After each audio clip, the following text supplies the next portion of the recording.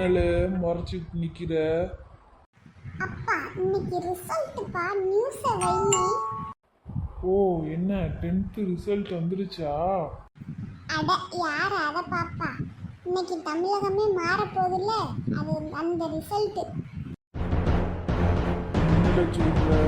புரியுற மாதிரி சொல்லல. என்னப்பா இது கூட தெரியாம இருக்க? நீ போய் ஓட்டு போட்டல்ல, அதுக்கு ரிசல்ட் இன்னைக்கு தான் தெரியும். சரில, சரி 10th ரிசல்ட் எப்ப? அது எப்போ வந்தாலும் வரட்டும்ப்பா.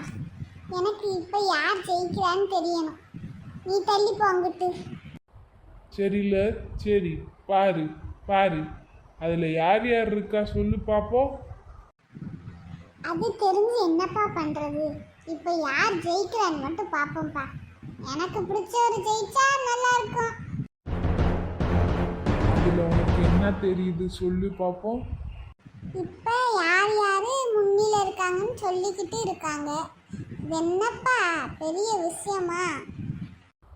இன்னும் 18 வயசு கூட உனக்கு ஆகலை, உனக்கு சிஎம் யாருன்னு தெரியணும்.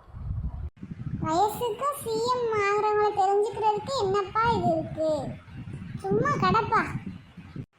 நியூஸ் இப்போதான் விறுவிறுப்பாக போகுது, பயங்கரமாக இருக்கு. சரில, சரி நீயே பார்த்து தொலை, நான் போகிறேன்.